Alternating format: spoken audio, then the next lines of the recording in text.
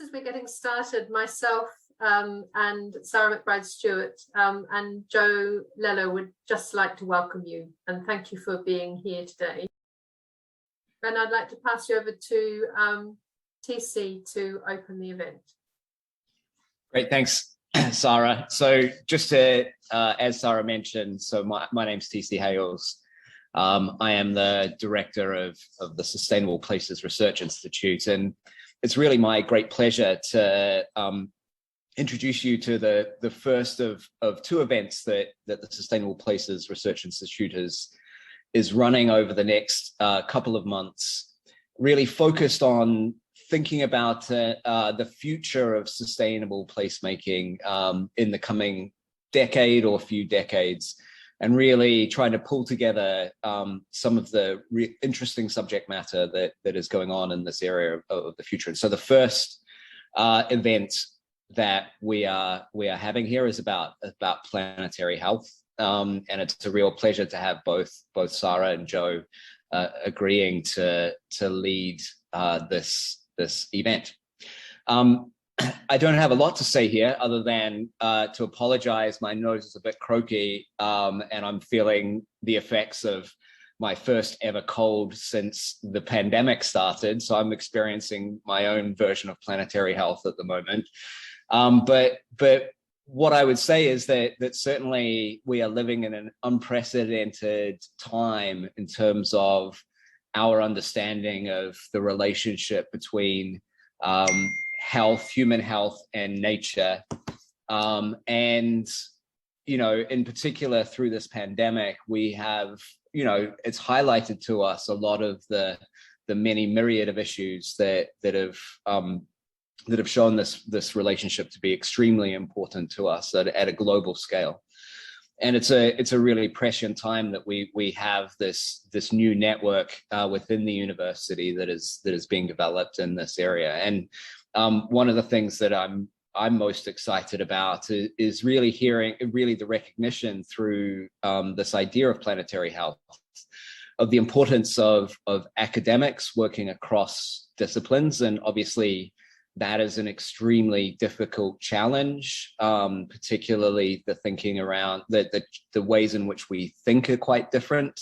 So epistemologies are quite different. The language that we use is quite different. And this is a really significant challenge. And it's great, you know, that we have this idea of planetary health to really sort of focus on this big picture problem. And so, yeah, so really just wanted to say thanks for coming and thanks for joining us. Today is all about interaction and networking. So please feel free to ask us questions in the chat, to jump in when you need to. This is an event that's really designed for us to sort of share information and to build networks. So with that, I'd like to pass over to Joe and Sarah and welcome all of you to Sustainable Places event. Many thanks. Thanks, Tim. Tristan, sorry. Then again.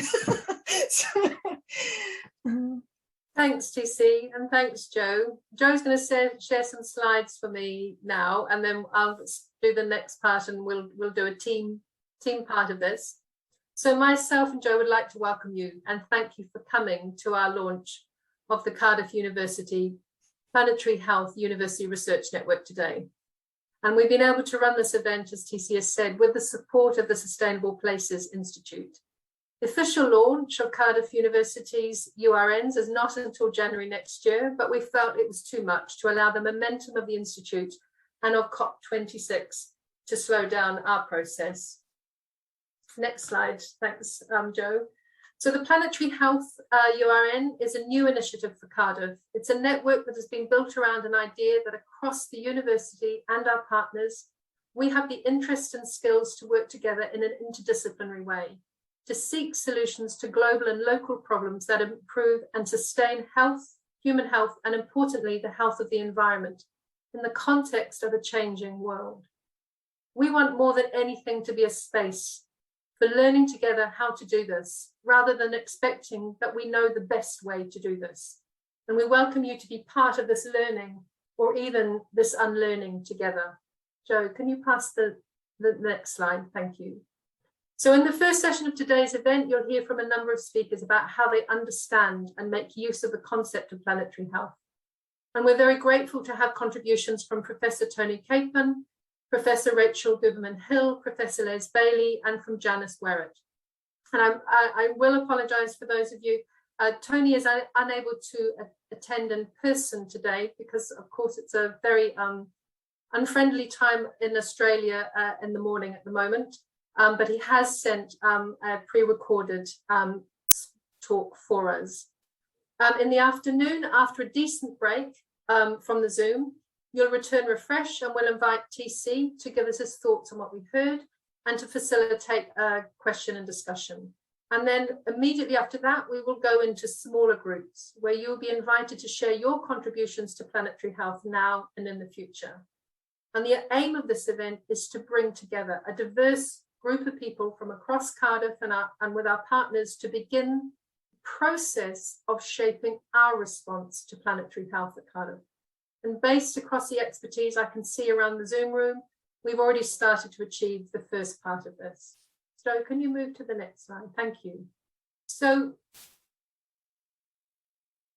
I suppose I want to start by asking if is there a name for the scientific thinking that occurs when bees become the solution for antibiotic resistance, or when seaweed or cow manure becomes a solution to reducing methane emissions?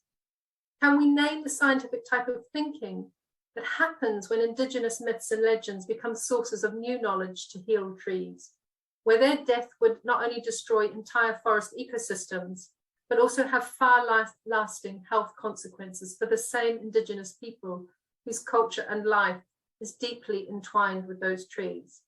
And that's for me what I call planetary health thinking. It's born out of thinking about solutions to climate change, to biodiversity loss and land use change. This is thinking from the perspective of nature, the environment, of ecosystems and the planet. It is thinking about the benefits to nature and human health.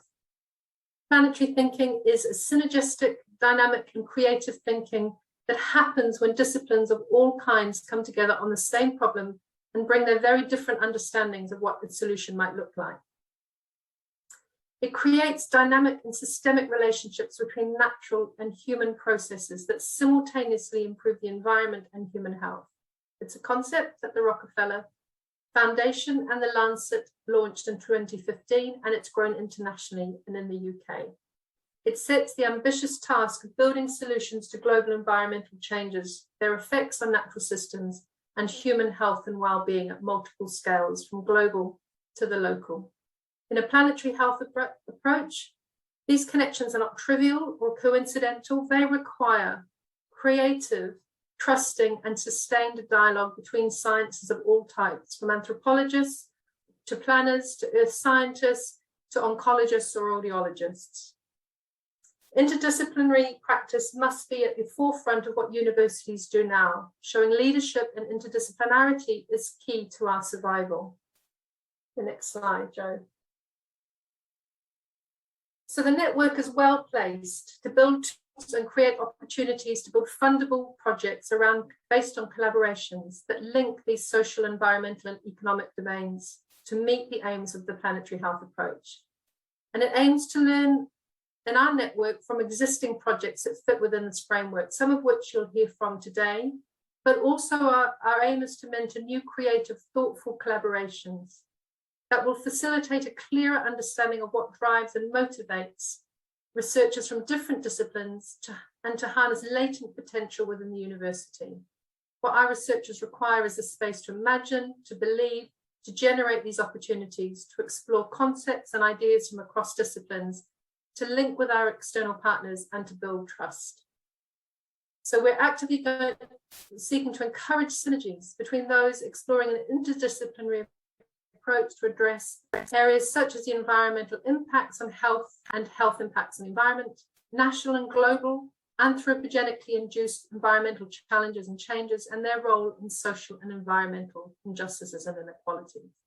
And this is through fostering solution-based thinking around in areas such as nature-based solutions, shared health, and exploring socio-technological and novel solutions that transform biomedicine and health. Just to the last slide.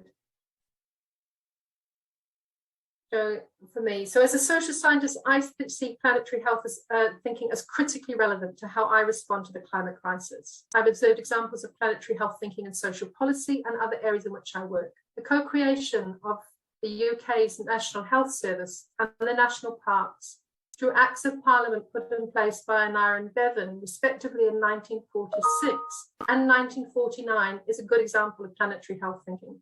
Bevan's knowledge about Welsh miners' hospitals was used to transform a failing health service, but he also brought with him an understanding of the landscape of Tredegar, his hometown at the head of the Gwent Valleys on the fringe of the Brecon Beacons, and what that landscape meant to the miners, their families, and these rural communities. Both the National Health Service and the National Park gave a collective public right to access that was one of the foundations for health improvements across society. This is just one example of planetary health thinking. The possibilities for co-action are endless. Jo. Thanks, Sarah. So I'm going to take over and talk more about the implementation of how we hope to do this now. I'm just hiding the meeting controls, right. So why have we got interdisciplinary thinking at the centre point of our network? Well, it's nicely, a nice analogy is Geoffrey Godfrey Sax's poem, The Blind Man and the Elephant, and it's a bit outdated, but there's this nice idea that these chaps come up and find different parts of the elephant. One says the side is like a wall, the tusks are like a spear, and so on. And it's only when we put all of these things together that we start to see the whole organism in this case, but this applies to all of our work. So our different perspectives are really important. And Sarah suggested I give you an example from my own work here. So I got interested in diarrheal disease, and the sort of standard thinking is that diarrheal disease can simply be prevented by introducing safely managed drinking water, adequate sanitation, and good hand washing practice.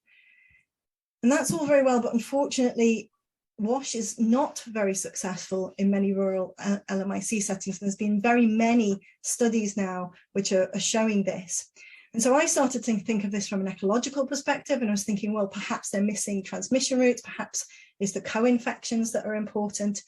At the same time, a colleague that I finally found after lots of searching, a medic who works for the Svitambo Institute in Zimbabwe and also is at the Blizzard Institute in QMUL, he had just conducted a massive trial, one of 3 across the world, looking at these rural communities and showing that basically all of this very well managed, very well organized WASH, diarrheal control, wasn't having an effect on infant health in the areas that they were trialing it. And he started also to think about what other things in the system they might be missing. And we brought our brains together and we had some ideas about interactions with animals and so forth. But we also then brought online a colleague of ours from Bristol University, Maury Gibson, who's an anthropologist, a biological anthropologist. And she challenged a lot of our thinking, saying, well, okay, it's all very well having these very well organized practices, but A, do you know people are really following them? What are there cultural norms and hidden practices going on that you don't know about? And once we started to explore these, we found that indeed there were. So one very interesting one is that a naughty child who bites another child will get a chicken poo put in their mouth as a punishment.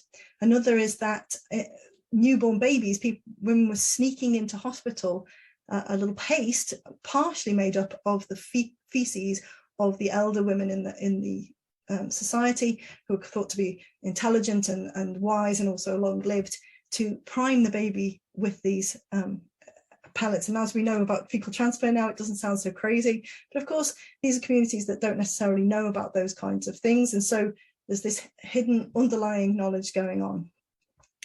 And then we brought in molecular biologists who Cedric Verger here also at Cardiff, who suggest a practical way in which we could explore possibilities here. So what are the behavioural practices? Will people accept any changes that we may suggest? How do we go about doing that? And the molecular biologist said, well, here we can find a root of where we think these pathogens are coming from. So as ecologists, we think, and the medics think that maybe animal sources of pathogens are actually very important. And so we started to explore that and came up with a whole integrated strategy. Now, I have to say that this is not yet funded, but we believe it's going to be a successful grant in the end, which really does have to incorporate both the behavioural aspects of human nature, not just in terms of what people are doing physically, but also what they think, how they will accept different practices later on, and integrating that with molecular work and complex microbiological analyses and statistics to try and understand what's really going on in the system. So it's just an example of what brings us together for planetary health, is this idea that there's all of these interconnected things are affecting human health. So, you know, we're affected by our environment, we're affected by the politics, we're affected by our societies, we're affected by all of these different aspects. But also, of course, to round that circle, we are influencing all of those things. And so there's this holistic view we need to take if we're really to fully understand what's going on. So how are we intending to achieve our goals? Well, we've obviously got this lovely event now. We've also got, this is our soft launch event. Officially, the university network doesn't start until January. And so, Joe, can you just check your phone away from your microphone? It might be causing interference. I'm Thank so you. sorry. That's okay. Can you hear me now? Is that okay? Yes. Yeah. Thank you. Okay, super. Sorry. So the we're going to have another launch event, which is our formal start to the session in January. We're also going to have a series of workshops, and these are really at the core of what we intend to do. So we've got our starting off with our planetary health research in a time of COVID. Obviously, many people across the university from all sorts of different disciplines have been working on COVID over the last few years. And so we're going to bring those together to showcase what we have done, but also to learn from that, to see how do interdisciplinary projects work best, what has really worked, what didn't work so well, and to learn from that. Our second workshop is looking at an interdisciplinary common language and concepts. So one of the things that could potentially stop us from interacting is not having a common language to understand one another. We all have different concepts of what particular words mean in different disciplines, but also conceptually we approach things differently. And there's the really exciting thing, that differences can really shine light, back to that elephant again, shine light in different ways on the same problem, enabling us to make a real step change in our activities. And focused around these identified topics. And that's part of what we're going to be doing today, is to start asking you what topics are of interest to you. Now, we did discuss that at the moment we are a jack of all trades with this group, and obviously we cannot cover the entirety of planetary health. But what we want to be is a ground where we can build our strengths in that area, and to focus our topics around things that people want to work on and are interested in within our organisation and with all of our interactions beyond. And then ultimately that will lead us to a 2-day sandpit event. Sorry. Where we bring together all those disciplines into a single event, where we are going to have a workshop away somewhere so that we're separated out and we can focus on really getting to grips with these projects with a particular plan in mind to write grants and papers. And we're going to bring together those different disciplines, so hopefully we'll stop being a sum of our parts, but rather be able to start building castles in the sky. We will also be having these outlooking events. We'll have a GW4 Climate Alliance event, and we are looking to interact with lots of other organisations as well. And very importantly, we want to constantly be communicating with you very regularly, and we'll be giving you updates via Teams, etc., as we go along. And hopefully you will feed back to us constantly as well. So what will our network look like? Well, it's going to contain obviously researchers from the universities.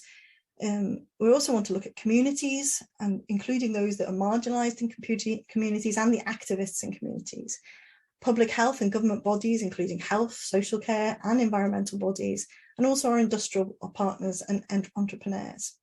But ultimately our network will look like you. So whoever joins this network, whoever's interested, whatever forms their interests, that's where our network will start to narrow our focus, but always having this kind of open end that if new things come in, we can pick up and start to build build capacity in those as well. The key thing is to bring everybody together. And we've already started to do this. We've already started to reach out to other networks. Obviously, we're here now with Places Institute, but to all the other networks and new URNs and beyond that we can interlink with. So it's really about growing the network and understanding who wants to be involved.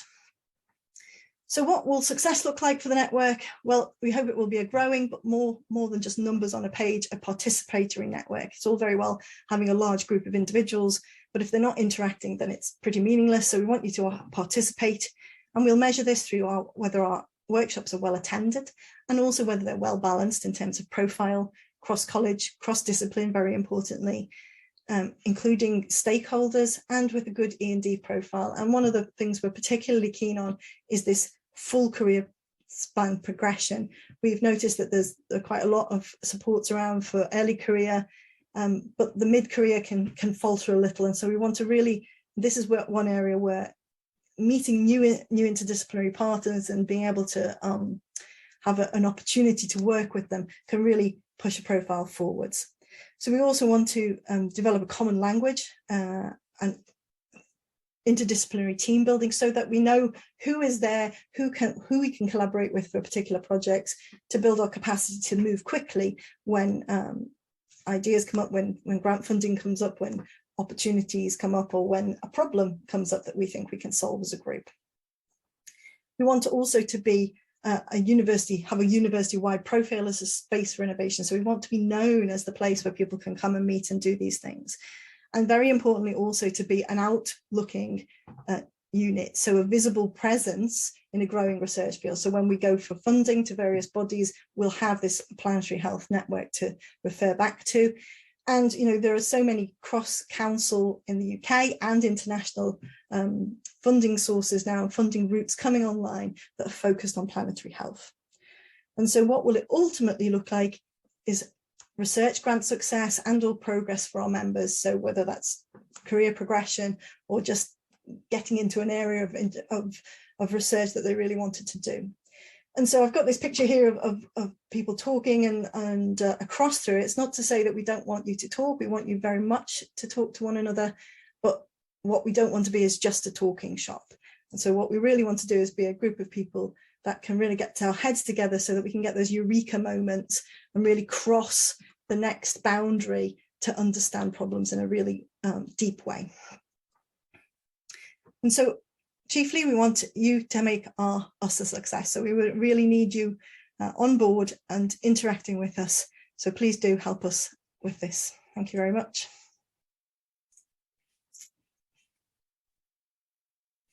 Yep, and I will now just put up the next set of slides now. So we now have Tony Capon. Sorry, I'm just going to open the... I'm going to... Thank you for that, Jo. Jo's going to put up Tony's presentation. We had some, those of you on campus may have been experiencing eduroam issues today. So because Jo's able to run this from her home office. So Jo, I'll pass you over to do the introductions. Sure. So Tony's a public health physician and an authority on environmental health. His research focuses on urbanisation, sustainable development and human health. He's a former director of the International Institute of Global Health in the United Nations and is a member of the Rockefeller Foundation Lancet Commission on Planetary Health, which is a substantive part of the inspiration for our URN. Currently, Tony holds the chair in planetary health in the School of Public Health and Preventive Medicine at Monash University, and he is also the director of the Monash Sustainable Development Institute. And so without further ado, I'm going to hide my bar there and play this. Today, I'm on Wurundjeri country here in Melbourne, Australia, and I acknowledge elders past, present, and emerging. The topic for my talk is planetary health. I'm going to give an overview of this emerging field, which focuses on protecting and promoting health in the Anthropocene epoch.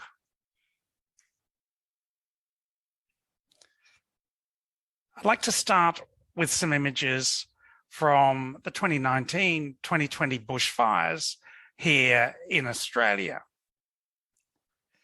This image is from Malakuta in far eastern Victoria. People sheltering from the bushfires on a beach. And here, an image from Sydney, which was shrouded in bushfire smoke for months. And these were the headlines from newspapers all around the world.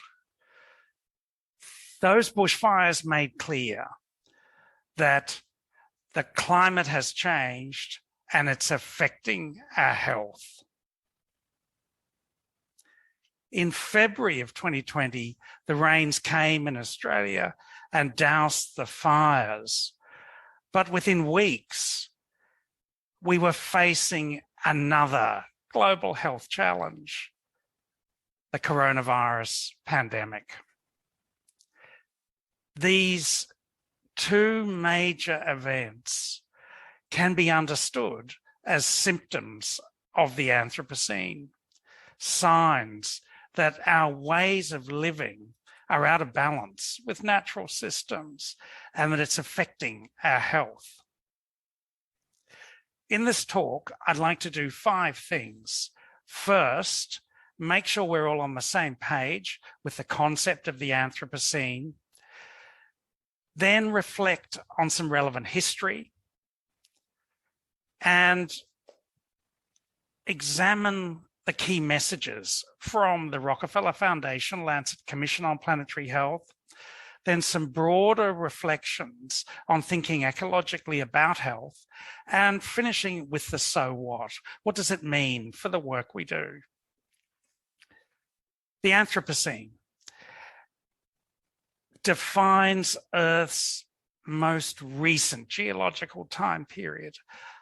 Earth scientists are now arguing that we've left the Holocene epoch, the Goldilocks epoch for human life on Earth, and we've entered this new epoch where we're changing Earth's systems to such an extent that we'll see it in the fossil record.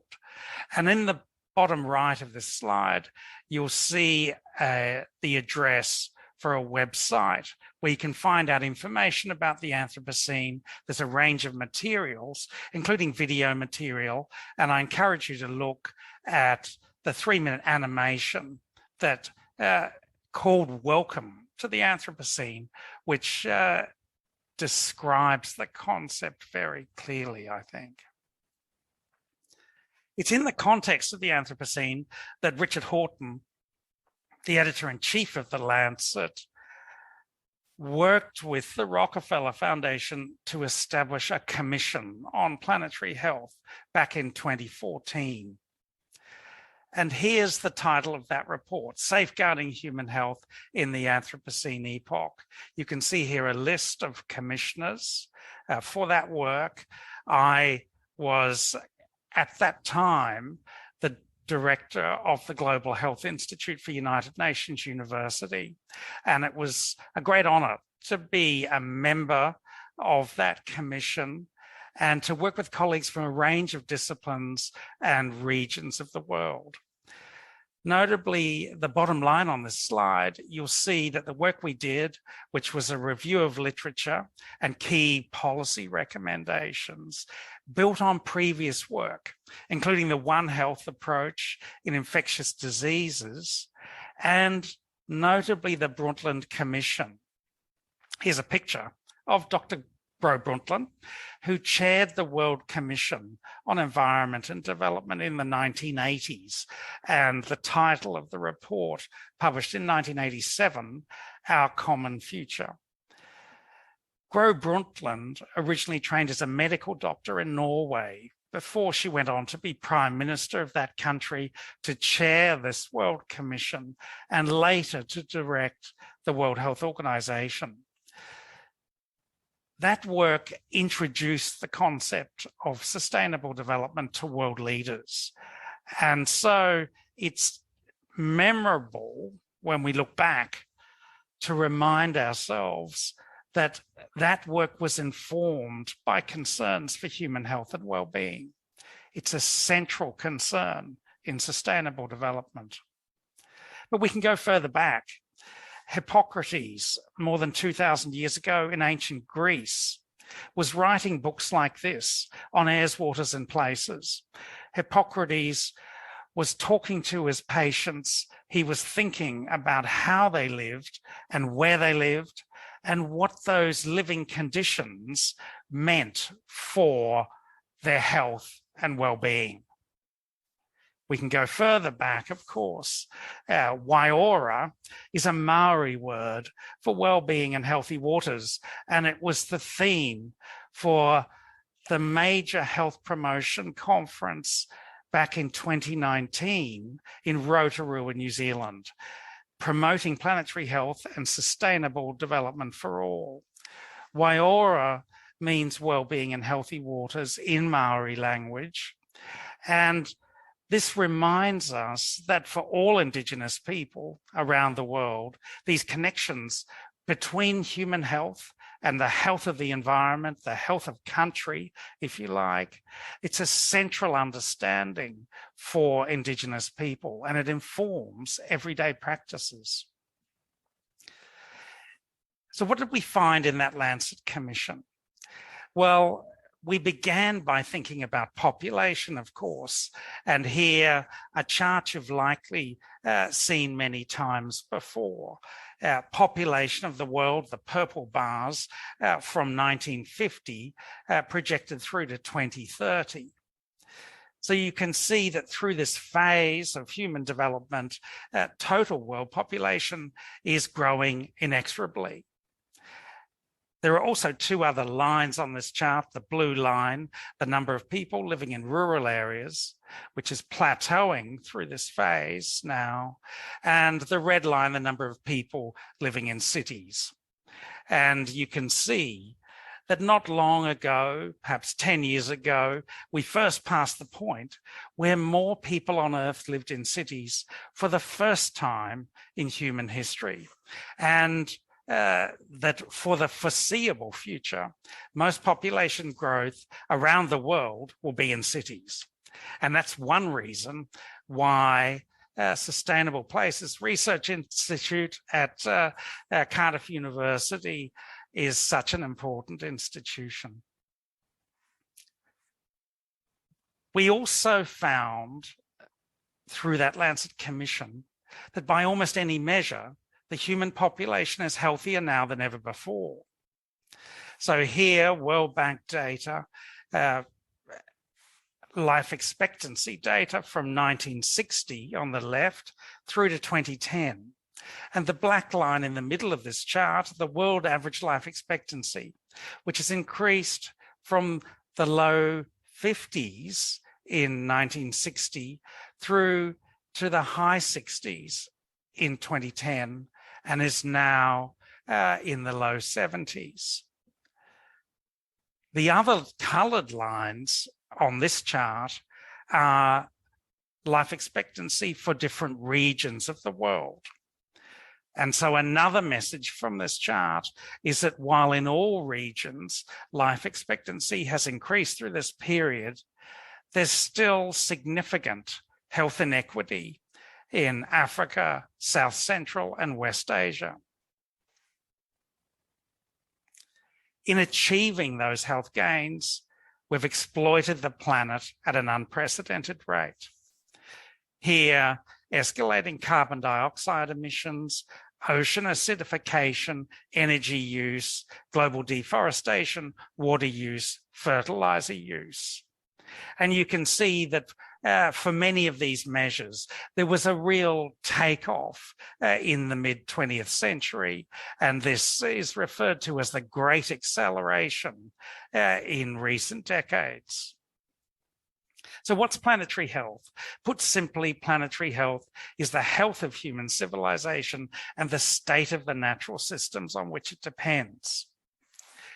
This schema from the Millennium Ecosystem Assessment back in 2005 showcases the range of links between environmental change and health. So on the left of the schema, we've got escalating human pressure on the global environment, the Anthropocene. In the middle, a list of environmental changes and ecosystem impairments. And then on the right, examples of health effects. So in the middle there, we've got climate change, stratospheric ozone depletion, forest clearance and land cover change, land degradation and desertification, wetland loss and damage, biodiversity loss, freshwater depletion and contamination, urbanization and its many effects, and damage to coral reefs and ecosystems. And you can see on the right, 3 broad categories of health effects. The direct health effects from extreme weather events, for example, those bushfires I started with, floods, heat waves. It's clear there are health impacts in a direct way. In the middle, the ecosystem-mediated health effects include alterations to infectious disease risk. This is where spillover of these novel pathogens, like the current coronavirus, come into play. Environmental and social change leading to the spillover. And then down the bottom, the indirect, deferred and displaced health effects, diverse health consequences from livelihood loss, population displacement, conflict, inappropriate adaptation and mitigation. So there's a lot of relationships here, some of them that we understand quite well and others that still require much more research. So just quickly, some of the key messages from the Commission. We looked at the effects of multiple environmental changes on food availability and quality. Climate change, absolutely. Temperature extreme events, carbon dioxide fertilization, pests, molds and fungi. Also, land degradation and soil erosion, water scarcity, loss of pollinators, overfishing and ocean acidification, for example. Air pollution. WHO estimates of air pollution deaths every year, more than 3 million deaths around the world from ambient particulate pollution, more than 4 million deaths from at the household level from the burning of solid fuels, from cooking and heating, and particular risk for women who do much of the cooking in many parts of the world. More than 7 million deaths per annum in total around the world from air pollution. And emerging diseases, as I mentioned before, whether it's SARS and H5N1 in the Asia-Pacific region, Ebola in West Africa, Zika in the Americas. We're seeing more of these spillover events in the context of environmental change, climate change, forest loss, habitat loss, new opportunities for contact between wild animals, domestic animals and people on the edge of growing cities, for example, and with changing animal husbandry practices around the world. Importantly, in the Lancet Commission report, we spent at least half of the report focusing on what needs to be done about it. And it's notable that we know a lot about what needs to be done. It's very much about getting on with the job of meeting these challenges. Developing sustainable and healthy cities, an important focus at the Place Institute, of course, active travel, public transport, reduce fine particulate air pollution, green spaces, biodiversity, reducing the heat island, mental health benefits in cities, watershed conservation, access to healthy food, increasing resilience to extreme events like floods, storms, and droughts. And then the approaches we need to take to meet increased food requirements. Here in this chart, you can see total grain cereal production from 1961 with projections through to the middle of this century in terms of requirements. And on the left, a list of things that we already know about that we could be implementing better. Sustainable intensification, efficient use of water and fertilizer, sustainable aquaculture, support for subsistence farmers, new sources of nutrition and diversification, biofortification, change of diet and redirecting land use back to food, and reduce food waste. We noted in the work of the Commission that nearly 30% of the world's total agricultural land is currently being used to produce food that's never eaten. So if we grappled with this waste, there would be more food to share across the world. And then reducing greenhouse gas emissions and land use requirements from healthy diets. The Eat Well plate here on the left of this slide, a plant-rich diet, less of a footprint on the earth, and better for our own health. And then forest conservation. Here, research from the Brazilian Amazon. Forest conservation helps to prevent the spread of malaria, fewer vector breeding sites, larger vector predator populations, microclimates inhibiting the mosquitoes.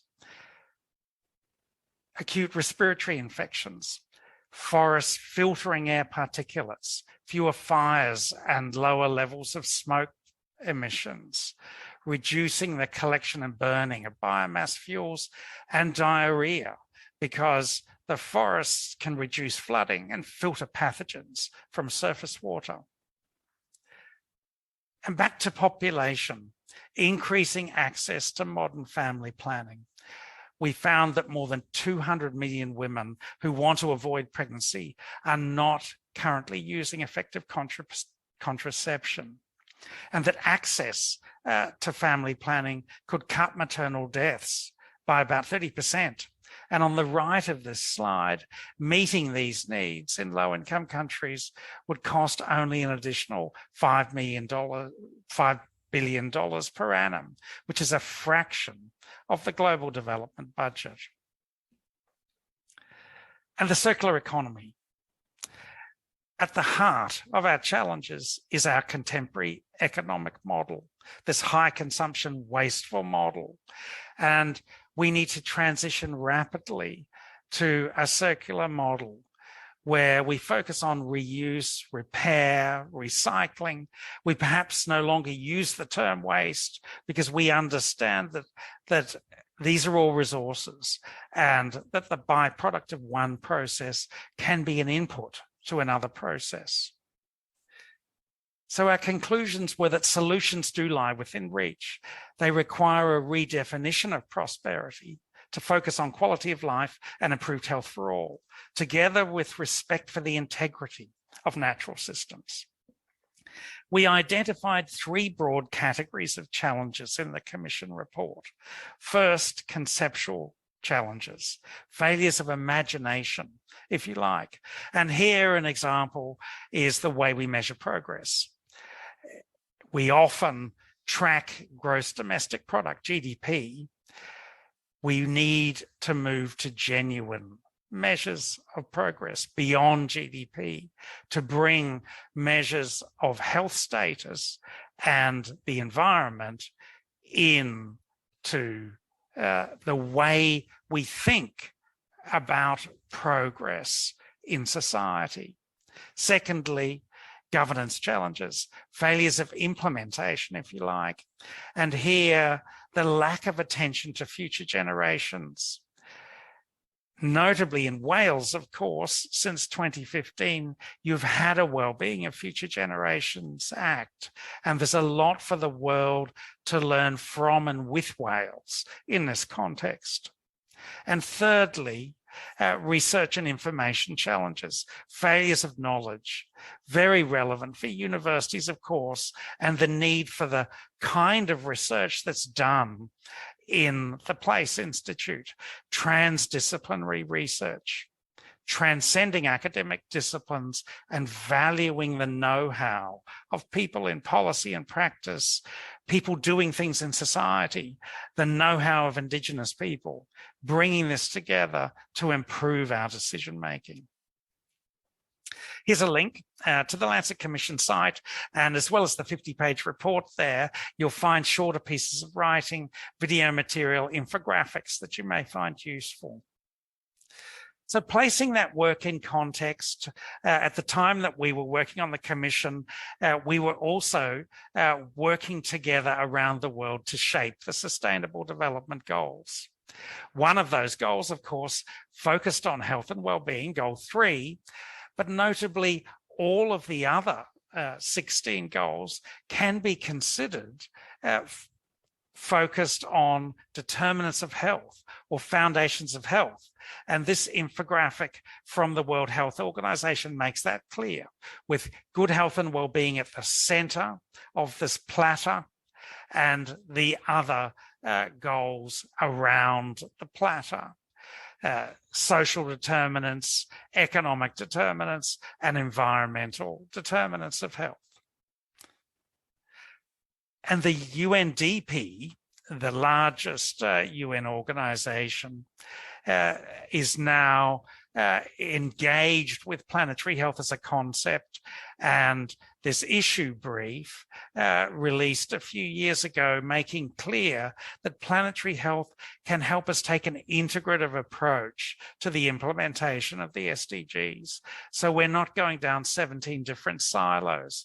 We're bringing things together in the interest of improved decision-making.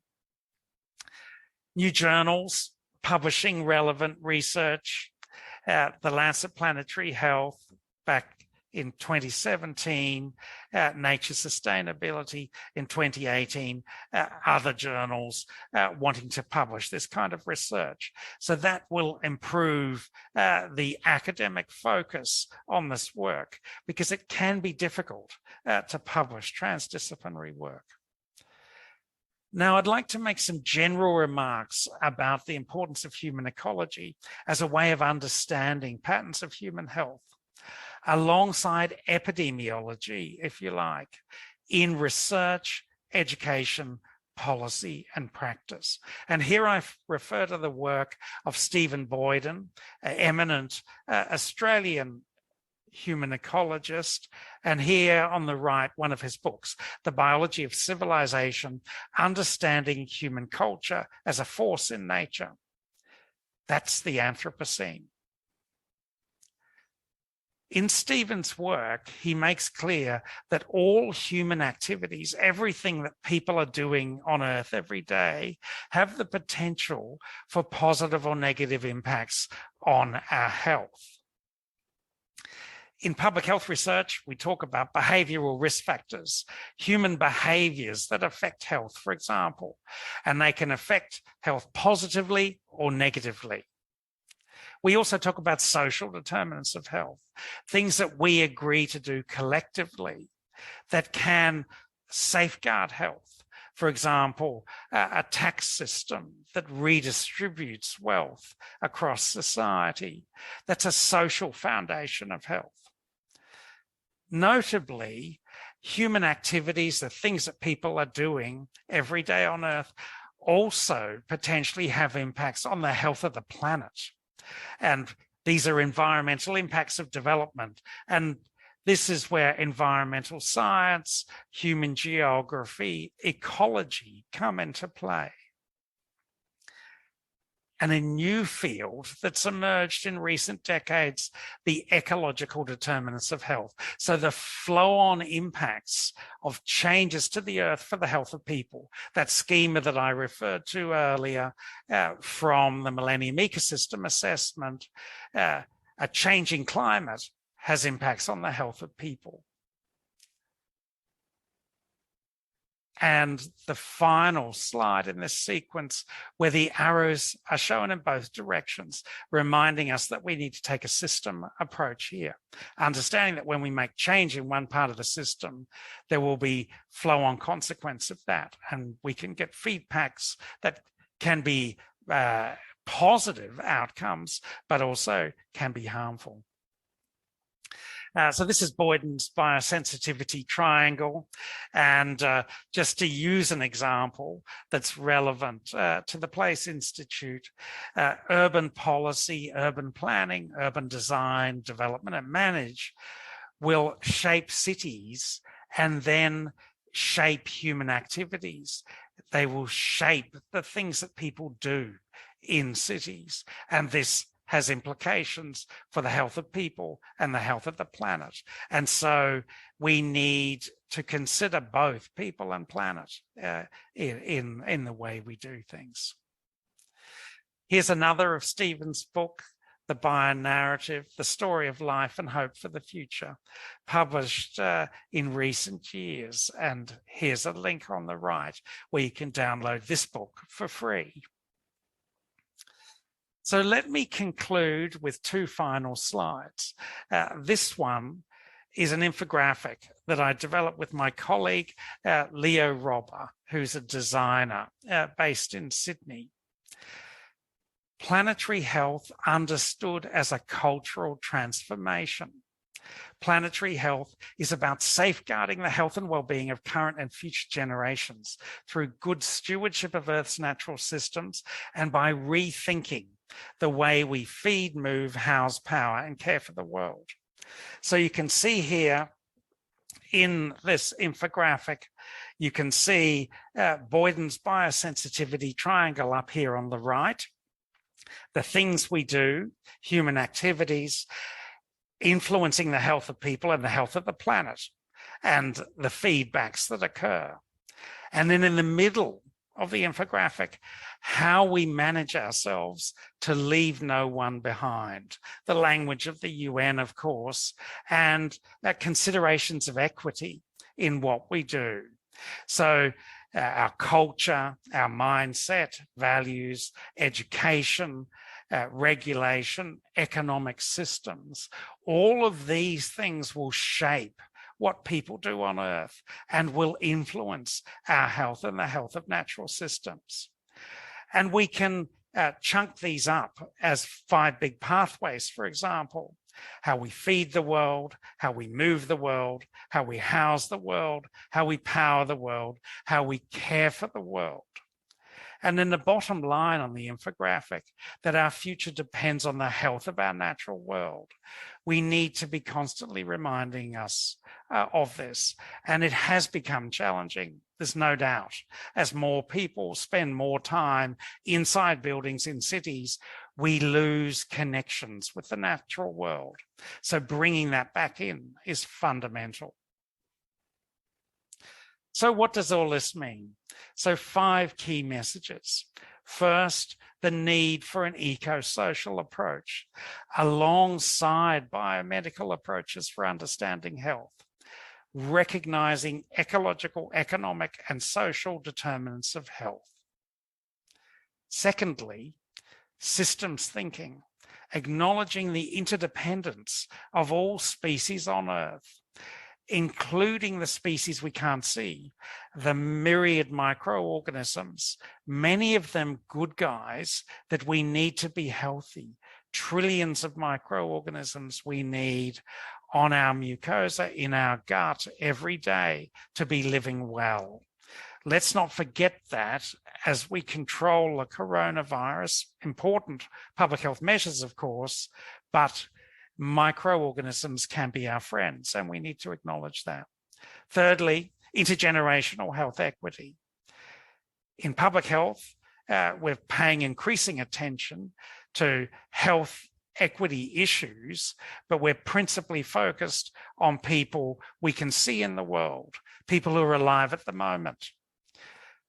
The Anthropocene means that we have to sharpen the focus on generations to come, to be thinking about our legacy, And here at the heart of sustainable development are these intergenerational concerns. We have to bring them into the light. Fourthly, Indigenous and local knowledge, ILK, this transdisciplinary approach. It's not just about the important work that's done in universities in a range of disciplines. It's also about valuing know-how in society and bringing the best of this together. Fifthly, and finally, a summative point. We need to bring planetary consciousness into everyday life and our socioeconomic and commercial systems. We need to bring the planet into our decisions every day. So let me stop there. Thank you very much for your attention. It's been terrific to have this opportunity to speak with you today. And while I must say I would have preferred to be with you in person, it's still terrific that we can exchange virtually as we do with Zoom. In closing, let me pay tribute to Terry Marsden, to Susan Baker, Egong, and all of the Place team. Since its establishment some 10 years ago, the Sustainable Places Research Institute at Cardiff University has made influential contributions to sustainability science. For me, it's been a great honour to serve on the International Advisory Board for the Institute. I'd also like to take this opportunity to acknowledge the late John Winowan, who was a renowned global health leader from Wales. John died last year, and I miss him very much. He was a generous mentor for me during the bulk of my professional career. And whenever I visited Cardiff, I always took the opportunity to spend time with John. Vale John Winowan. Thank you all.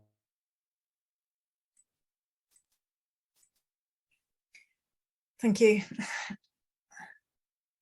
Okay, so next up, a little delayed now, is Professor Rachael Gooberman-Hill. That was a brilliant talk by Tony, I'm sure we'll all agree, but in the interest of time, we're going to move straight on. Rachael is a Professor of Health and Anthropology at the University of Bristol and is the Director of the Elizabeth Blackwell Institute for Health and Health Research. Rachael and the Institute are committed to interdisciplinary research, and her work spans from the UK through to the global community, and I'm sure she's going to talk about that, so I will stop talking. Thank you. Thanks very much, Jo, for the really kind introduction, and thanks everyone for the invitation to be here at this really important event. I'm hoping you can you see my slides, folks, or do I need to press another button? No, that's good, thank you. Fantastic, that's great. So it's a huge honour to have the chance to talk after Tony, because he's given us a real expert view of why we need to focus our energy on planetary health and the current state of play and landscape. I'm going to talk with you about how the Elizabeth Blackwell Institute that I lead at Bristol develops and supports interdisciplinary focus on planetary health. I'm going to say a little bit about strategies that might enable research to focus on this really important area. So what I'm hoping is that this talk might be practical and helpful to you. If you've got ideas about how we at Bristol can do things better, or if you'd like to partner with us, do feel free to drop me a line after today's event. I'm going to speak with you for about 15 minutes today. So first of all, I'm going to talk a little bit about the Elizabeth Blackwell Institute itself. We're a health research institute which is named after Dr. Elizabeth Blackwell, and she was born here in Bristol and was the first woman to be named on the British Medical Register. So people would say that she's the first woman doctor. Dr. Blackwell was a pioneer. She inspired women after her to become doctors and scientists. And at the Institute, we really try to honour her legacy. We're part of the University of Bristol, but structurally we sit across all of the faculties and departments at the university. And this means that we have a strongly interdisciplinary view and that we work as a virtual institute in which we support health research across many departments. We understand health through its broadest definition, and so we support work in laboratories, communities, and clinical contexts, to name just a few. And over the past 4 years alone, we've supported over 300 people and projects across the University of Bristol. And to do so, we deploy institutional strategic support funding, which we receive with gratitude from the Wellcome Trust. So we talk about our work at the Institute in 3 ways. We say that we support research, including through strategic initiatives and funding. We say that we connect people to develop their research collaborations. And we also include people through public engagement work and our work on equality, diversity, and inclusion. So we're an interdisciplinary institute, but I tend to think that in research, it can be a little bit too easy to worry about whether what we're doing is defined as interdisciplinary or not. So what I tend to do is to simply surface some definitions, and then I normally move on to quite quickly without worrying too much or getting too concerned about what these terms mean and whether our research can truly be defined as one or other of these approaches. So I think of multidisciplinarity as taking place when several disciplines work alongside each other to address research questions in parallel. I think of interdisciplinarity as taking place where several disciplines work together to integrate their approaches or to integrate their findings or both. And then I think of transdisciplinarity as transcending disciplinary boundaries in a holistic manner and providing research that happens in synergy and in harmony and in deep and equal partnership, which I know Tony talked about as well. And so interdisciplinarity and transdisciplinarity can develop research, develop theories, develop models. And when we enter into transdisciplinarity as a space, we develop theories, models, and approaches that is above and beyond the sum of the parts. So in the planetary health space, quite a lot of work is framed as working in a transdisciplinary way. And I think that's a really fair and good assessment of how the work is done. But I don't think it's necessary for us as researchers to get too caught up in what these definitions mean and whether we're doing them or not. We just really need to work together and do our best to bring about action.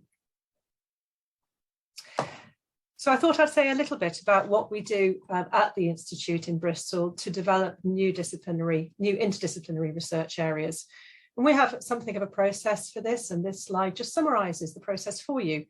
Briefly, what we do is we take note of our existing research strengths, and in climate, this includes work of colleagues at the Cabot Institute for the Environment, which is led by Guy Howard, who's an expert in WASH, and also work led by my colleague, Professor Dan Mitchell, and others through Bristol's membership of the Met Office Academic Partnership. We have a number of key strengths, and they include epidemiology, environmental health, social sciences, and including those relating to global health. And on that basis, our institute works with our research communities to look at areas that have got strong potential for growth and that build on existing strengths.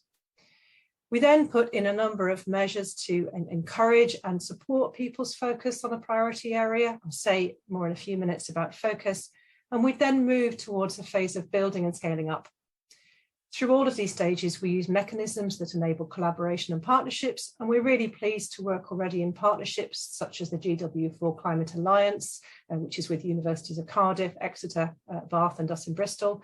We also give practical support, such as funding through funding schemes, and also we hold workshops and events like this one that I'm so pleased to be at today. For planetary health, a really key mechanism is our work to set up an internal working group of colleagues. And these colleagues come from different disciplines in different academic departments around the university to really provide cross-disciplinary engagement and to bridge faculties and approaches. So that's something of process. I don't want to dwell too much on process to do, but I think it's helpful to think about process because that gives us an idea of how we might enable focus on climate when people are already really busy. So I'm mindful that everyone has their unique journey into climate change awareness and planetary health research. And I think that people may come to work in planetary health because of any one of a number of motivations. Largely, though, I think it's pretty fair to say that the reason why we as researchers want to work in this space is because we're concerned, we want to make a difference, and we think that we can reasonably take action through our research and using the skills that we already have. My own journey is underpinned by a long concern about climate change that's really exemplified by the photograph that I've put on this slide. So personally, I've been watching changes in mountain landscapes over about the last 30 years. I'm a mountain lover, and this photograph was taken by one of my teenage children just a couple of years back. What it shows in this photograph is Mont Blanc in France, and what you can see in the middle of the picture is a tongue of glacier coming down the middle. What you can, of course, also see around the glacier is the area that demonstrates where there has been glacial retreat. So for me, this image and this awareness spoke volumes over the years and has helped me in my journey into climate change awareness and therefore action. I think that now there's a sense that recent extreme climate events, like those shown by Tony, have really heightened public awareness of the threat of climate change. But we also know that as humans, we can often find it hard to engage with abstract or theoretical risks, and that sadly, we find it easier to engage with risks or threats that affect us as individuals. This is the nature of being human. It's well backed up by work in behavioural and social sciences. And so we're now seeing changes closer to home, wherever home might be, and often those changes affect us and drive us into action. So in the Bristol city region, visible changes and tangible changes would include changes relating to heat and changes relating to flooding. And sadly, also that the pandemic has demonstrated really clearly to all of us how global events have local impacts. And all of these things serve to motivate us to find solutions and bring about change. So thinking then about how people in research may be motivated to work on planetary health, I find it helpful to think about the number of ways that researchers and research could do so and how they can engage with other disciplines beyond their own. I think there are several approaches or options in this, although these aren't necessarily mutually exclusive. So first, we can think about changing focus or pivot. And this is when people who have methodological skills, but who've worked on other topic areas, explicitly turn their attention to planetary health. And this is like what many researchers have done in the pandemic to refocus their expertise onto COVID, which Joe's already mentioned this afternoon. So I think there's a lot we can learn from the research effort that's been happening in the pandemic. I think of myself as undergoing a refocus onto planetary health research, in which I'd hope to use the research basis that I already have as a methodologist and as an anthropologist. And I hope I can use that background for new work and to really refocus my effort. Secondly, colleagues are adding and integrating climate change awareness and focus into their existing research or linking their data with data from other areas. So, for example, in my own work, I'm identifying how to include attention to environment in my work on pain and painful conditions by building that awareness in. In parallel, I think we may also have a responsibility to embed climate change awareness and action into the research system itself, perhaps thinking for us about the buildings we work in, our processes, actions, and how we might weave action into our everyday research work. So at my institute, we're discussing about how to ask researchers working on all areas of health to consider how they'll attend to climate change when they're applying for funding support for us, whether or not their research is explicitly labelled as focused on planetary health. So I want to do this as one way to encourage this thinking and also as a way of respecting the fact that many researchers are already working in climate change, already very aware of the impact of climate change and trying to build it in. And I think we need to give people the chance to surface that awareness and that action.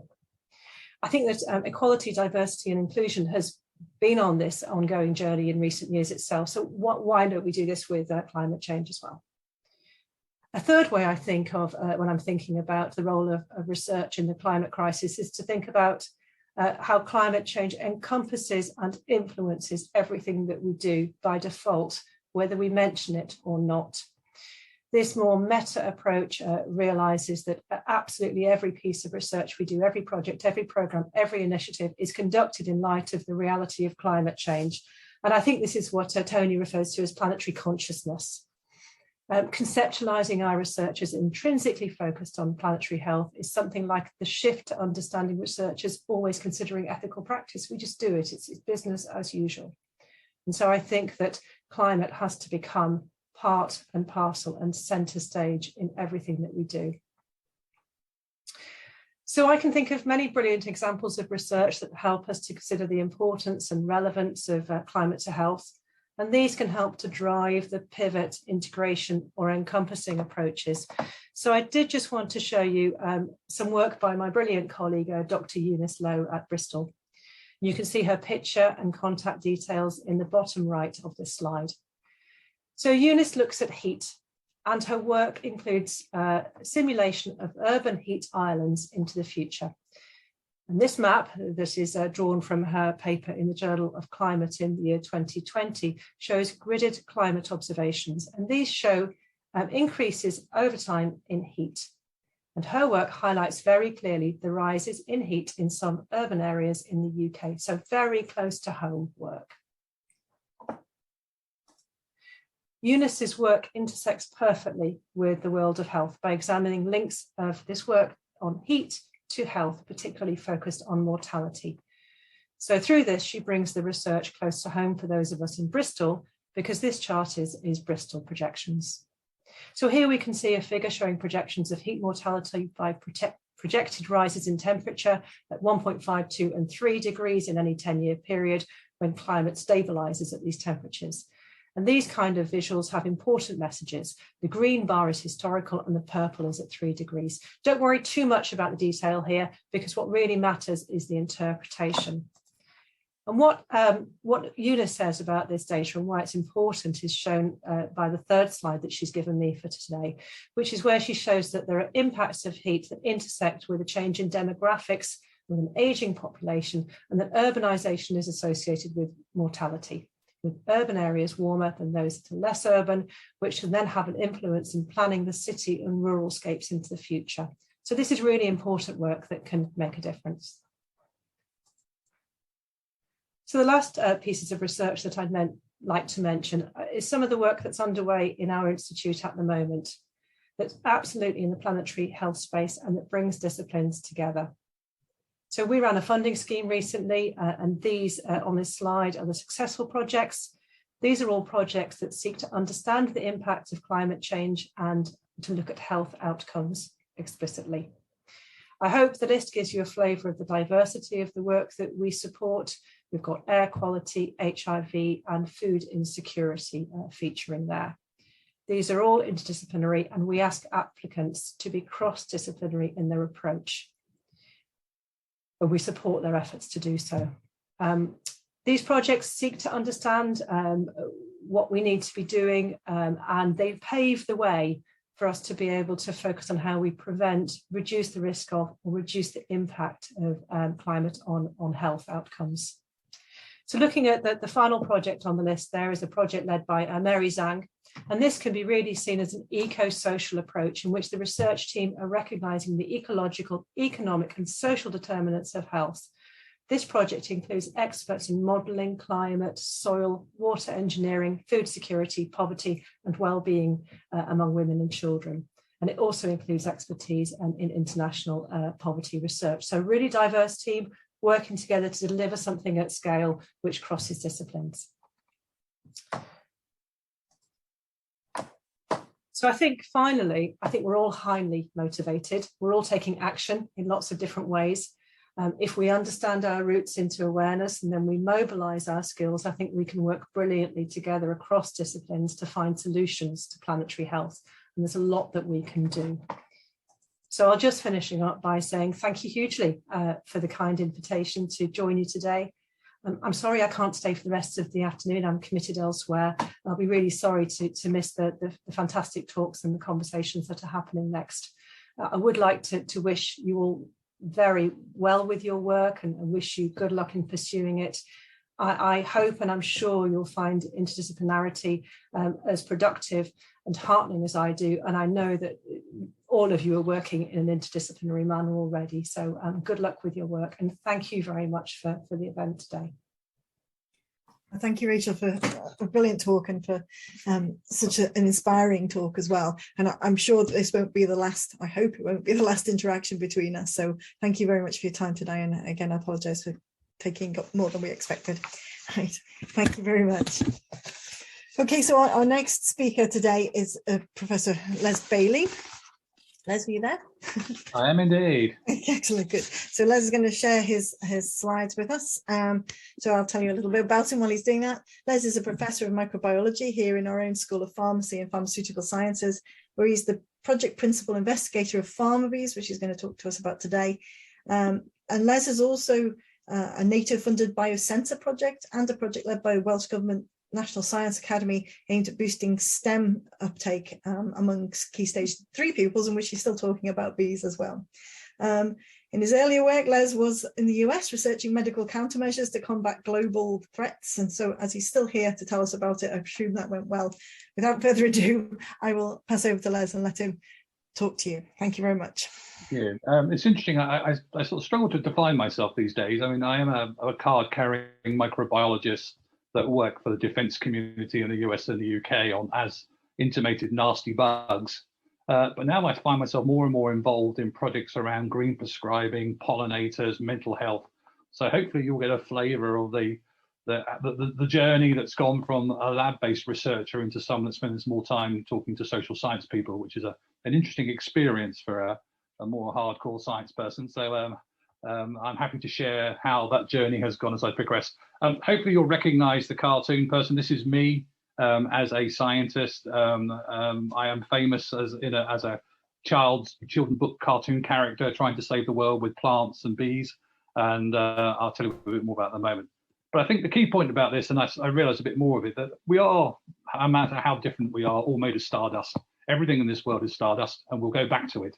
It's just what we do with the bits in between, and it's that sense of connection which I think is important to remember at the end of the day when we're frustrated with administrators and everyone else. We all come from the same place.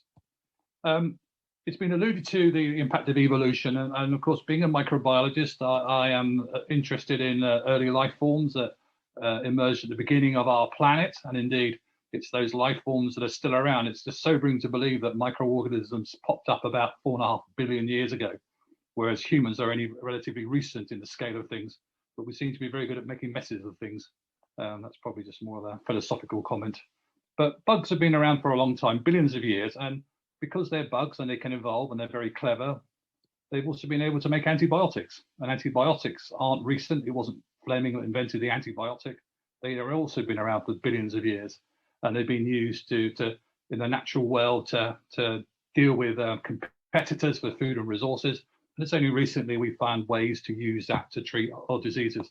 But unfortunately, with most things, we've been wasteful with these antibiotics, and we've seen the development of resistance. So let's hope this video works. Bacteria have been around since the dawn of time, long before humans even existed.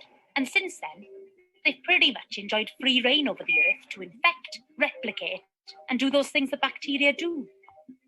Until we came along, that is. At first, bacteria quite literally fed on humans like an all-you-can-eat buffet, consuming everything in their path and making us really quite ill at times. We had nothing to combat and control these tiny microorganisms hiding inside of us until the discovery of antibiotics in the early 1900s. Over time, bacteria have evolved and found new ways to continuously outsmart our defences, changing their appearance and forcing us to change tactics. We call this frustrating development Anti-Microbial Resistance, or AMR, and it's the reason why there's a constant need to develop new antibiotics to resist them. Today, we're at risk of AMR surpassing our ability to respond quickly enough. Resistant bacteria are sneaking into our hospitals, food chains, and lifestyles in ways that we couldn't have predicted, and are succeeding in making our lives a misery again. It's a complex problem, and we need to think of new ways that we can adapt. You may not realise it, but small, everyday actions like washing our hands regularly can actually make a huge difference. And government initiatives have already done a great job of banishing harmful bacteria from the food that ends up on our plates. It's efforts like these, big or small, that buy more time for talented researchers to respond as new bacteria emerge. Want to find out more? Check out these free online resources. So that's my hardcore day job, and hopefully you recognise me in the laboratory there saving the world. But I think in line with climate change, we also have the potential for an antibiotic Armageddon. Not my wording, but this is a prediction from the World Health Organization about what's going to happen unless we address the issue of antimicrobial resistance and find new drugs. And this is where climate change starts to kick in, because there are now an increasing number of studies that suggest that the impact of the rise in global temperature can actually be linked to antimicrobial resistance, the development of more resistant strains making the problem worse. So that's a concern, but also there's a concern about biodiversity, which I'll come on to in a moment. So What can we do then as individuals to make a difference? Well, stop climate change. Well, good luck with that. We're trying and we'll see what happens. Can we look to nature for new antibiotics? Nature's been around a lot longer than we have. Not as long as the bacteria, but they've been around a while. So can we find new drugs looking at plants and looking at inside the biodiversity on the planet right now? Can we promote biodiversity? And can we spend more time in nature actually promoting our mental health linked to our efforts to increase biodiversity? And what I'll do in the next 10 minutes is talk to you about some of our efforts in these different areas. So my lab is focused on finding new antibiotics, and we look at a range of different natural resources. So we work on tea. We have projects with Welsh brew tea, making health promoting tea. We work on beer because we like beer, but it also contains compounds that knock out methane production in cows and taste nice. And we work with honey, which is a source of potential antimicrobial compounds and something we spend a lot of time researching. And indeed, here's another video. Creating a bee-friendly city. If I had to describe it in 3 words, I would say sweet, sticky, and tasty. So imagine if Welsh honey was a superfood. Professors and researchers at Cardiff University were looking into new antibiotics, the types of medicine that could tackle even the nastiest of superbugs you might find in hospitals, like MRSA. One of their lines of research was on the antibacterial properties of honey, which led them to discover a small back garden in Tywyn, North Wales. A man named Chris had been producing honey for fun in his back garden, and by pleasant coincidence, the honey his bees were producing was an antibacterial super honey. The researchers based in Cardiff were very excited by this discovery, and putting on their thinking hats, wondered what gave this particular honey its super properties. Like humans, plants that bees feed off have individual DNA sequences, allowing scientists to identify the type of plant from the tiniest sample. Similar to a Jurassic Park movie, the scientists identified the pollen in the honey and tracked it back to certain plants found around Chris's house in North Wales. It was this specific pollen mix that gave the honey its super properties, and therefore the researchers at Cardiff University came up with the idea of recreating Chris's back garden on a bigger scale back in Cardiff, to see if they could mass produce this super antibacterial honey. And they started on the roof of the School of Pharmacy. They installed beehives on the roof and began planting the specific flowers identified in the super honey around the building. Their hope is to have beehives on lots of university buildings and to continue to plant the special plants across the university campus to create the first bee-friendly university in Wales. Through this effort, we will improve local biodiversity and provide food to the honeybees that already live in the city. But we don't want to stop there. The university is only a small part of Cardiff, and so we are keen to engage with our neighbours and share our bee-friendly ideas with the rest of the city. Visiting schools and teaching children and teachers about honeybees is part of spreading the word. I'm hoping that schools will also want to have a beehive on site to give them a better understanding of how amazing the honeybee is, but also to produce a super honey of their own. Who would have thought that Wales would be the place where we discovered the next superfood? Cardiff University wants your help to spread the word about honeybees. Create a bee-friendly city, and together we can improve the health of Wales and beyond. So that video is a nice little snapshot of how we got to where we are, but it builds on the idea that we're very keen on promoting nature to find new antibiotics. And the reason being is that the majority of the drugs we use in this world come from plants. And if we're destroying biodiversity, we're destroying possibly the next cure for cancer. So there's a selfish motivation behind wanting to support nature, because nature is where we can find lots of things to treat our own diseases, such as antimicrobial resistance. I always get asked what's in our super honey from Tywyn. So this is the breakdown of the plants that we identified as being a potential source of antibiotics. So the top one is sweet woodruff. We then got clovers, bluebells, and dandelions. Dandelions are by far our favorite plant when it comes to interesting compounds. So if you're a gardener, please save the dandelion or give them to us. Don't cut them up. And so we've been able then to go to these plants and to screen them for antimicrobial compounds, and we found them. So this is just an example of some of the plant material we've been looking at to find drugs. as potential leads for new therapies. So promoting biodiversity is something that we are keen to do. You may argue this is on a small scale, but if we don't start somewhere, we've got to, we'll never get anywhere. So we've been active across the campus and across the city and across South Wales in promoting the growth of wildflowers. This is the pharmacy building, this is the Redwood building, and you may see that next time you walk past that we planted wildflowers around that building, and we're encouraging the estates not to cut the grass. You won't believe how much hassle it's been to stop them from cutting the grass, so that we can see more wildflowers growing across our own campus. I mentioned already the two plants we like the most are bluebells and dandelion. Dandelions are great when it comes to antivirals and antibacterials. During lockdown, we were trying to think what could we do to help with stay-at-home children, but also to try and introduce some nature onto people's doorsteps, particularly in parts of Cardiff, which are very Victorian and back-to-back and don't have much green. So as part of a campaign, we actually provided packets of wildflower seeds. So these are the seeds from our research, but also from which have been shown to contain plants which are good for pollinators. And we ran a campaign where we gave out seed packets from the local co-op.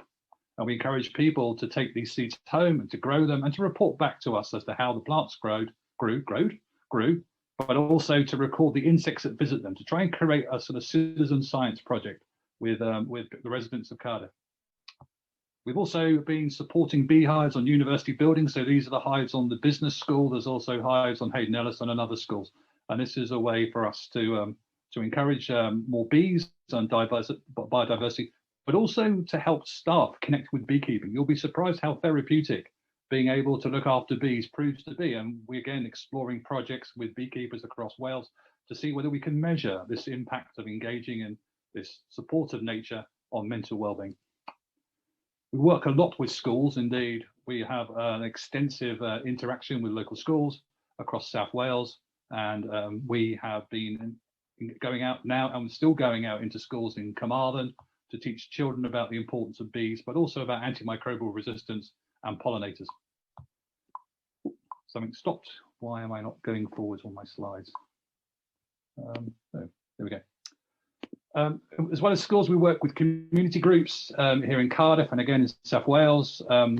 During the recent Summer of Smiles event here in Cardiff, we gave out over 2,000 seed packets to members of the public, encouraging them to grow wildflowers in the city and to report back to us on the success of how those plants have grown.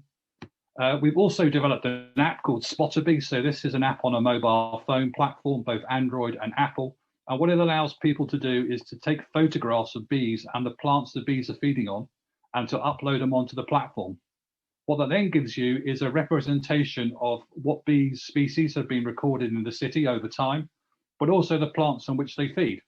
We're promoting this as a tool to look at climate change over time. So we have data for 2020, which I'll share in a minute, but we're also collecting 2021. It's interesting, for some reason, there's a beekeeper or a bee spotter in Monmouth who has uploaded over 1,000 images, whereas the great city of Cardiff has only put up 400. So either there are more dedicated people in Monmouth or than Cardiff, but let's not go there. So this is just a breakdown of the bee species that have been reported in Cardiff. The honeybee is by far the commonest, but if you think about it, each beehive contains 50,000 honeybees, whereas your solitary bumblebee is competing against lots of opposition. So it's not surprising there's more honeybees. But again, you can get a sense of the flavour of the bumblebees, which are seen in the city of Cardiff. We're also promoting rewilding and wildlife projects across the city of Cardiff. These are just some flyers from some recent events which we've held in different parts of the city. So we're working in Cateys, we're working in Butte Park with the council to run BioBlitz events with the community, and also with students to connect them more to nature and to see how they can have an impact on the local environment. Active rewilding projects, we're working with the NHS, Anara Bevan Health Board in Ystrad. We're creating a wildflower meadow around their hospital site, and we're exploring how that impacts on the well-being of staff. We're interested in finding ways to reduce stress so that while you've been working on the wards, you want to go and sit somewhere quiet outside. Well, that's what we're looking to create. And at least from some preliminary data, we have it to demonstrate it is having an impact. And indeed, in support of this project, we're developing assessment tools to measure subjective well-being of individuals who are spending time in nature. We've also got efforts in Cardiff. We're working in Grangetown, Cathays and Splot to do similar things with members of the public. And that brings in quite nicely to the area of green prescribing, which is something that we've been involved in now for the last year or so. And this is the idea of that connecting with nature can have a positive impact on the mental well-being of everyone. Not a new idea, but an idea that's growing traction here in Wales and across the country. And to that end, we've been working with various health boards. We've been working with the Naira Bevan. So this is an initiative in Caerphilly that's just finished, where GPs have been sending their patients to nature-based activities across the area, and they're measuring the impact on that on their well-being. You're going to hear about the Canon Valley project in a moment from Janice, which is an initiative in Abercynon where the university are supporting the community in the establishment of a nature trail. And through that journey, we're actually exploring how the university can help, both in terms of advice, bringing in engineers, supporting biodiversity stories, bringing historians, but we're also keen to use that as a way of promoting well-being. And so we have linked up with the local GPs, with the local pharmacists, healthcare providers, and we're looking to signpost this resource to them with a view to them sending their people to Janice to experience what's going on. A key part of this is developing those assessment tools which allow us to show that this really does have a positive impact. I'll finish on this slide because I've been going on a bit. We only get one planet, and it's so true, and we need to look after it. And I'll stop there and hand over to the team so they can now show you Janice's next questions. Okay, thank you. Thanks very much. That's fantastic. Could you stop sharing your screen for now? 1 second. Brilliant. Thank you very much. That's great. So I'll just put up Janice's presentation, if she'll just bear with me for a second. Just 2 quick videos, so I will have to break in the middle, but if you just bear with me. Thank you, Jo. While you're doing that, I think we've just been treated to some amazing talks, and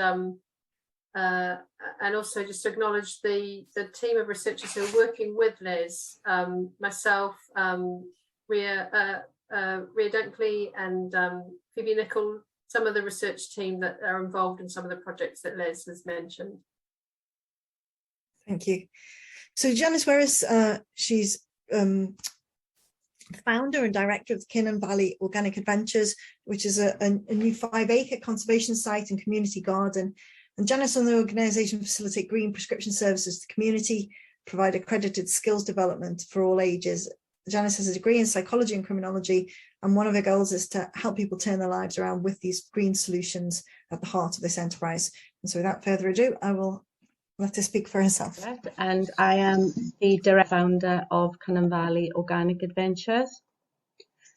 So Canon Valley Organic Adventures is a social enterprise that was set up in 2018 to take on the Green Valley site in Abercynon.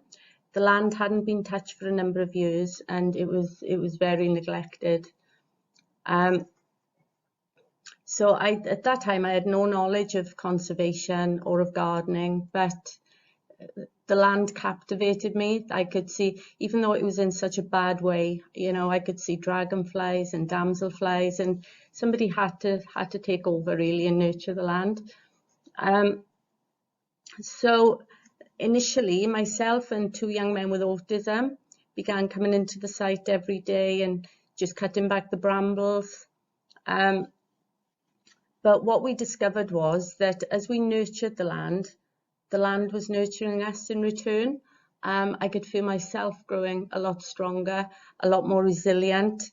And the young men with autism, I mean, they grew daily, you know, in terms of skills, in terms of resilience and communication skills as well. As soon as we entered the gates, really, all of our worries would vanish.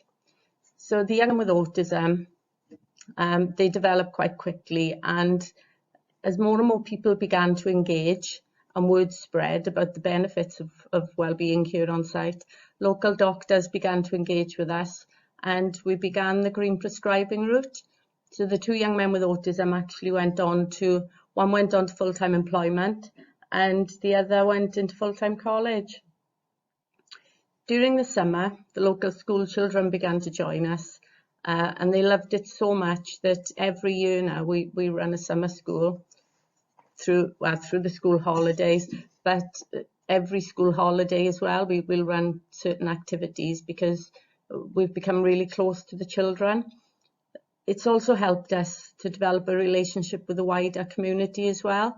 So, you know, because the parents are invested, the grandparents are invested, and so we've become very much central to the community now. It's a real community hub, and they come to us with all kinds of problems. If they're experiencing grief, if they need support for anything, they come to us. The alternative education route. So I had come from a teaching background. I knew very little about gardening and conservation, and so delivering courses was the only way that I knew to generate an income.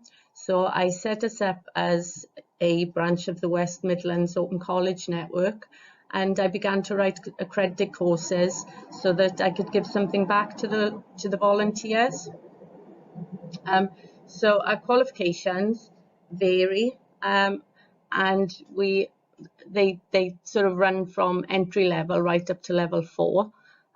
Usually for an induction, we'll deliver the level 1 and 2 in environmental conservation and heritage.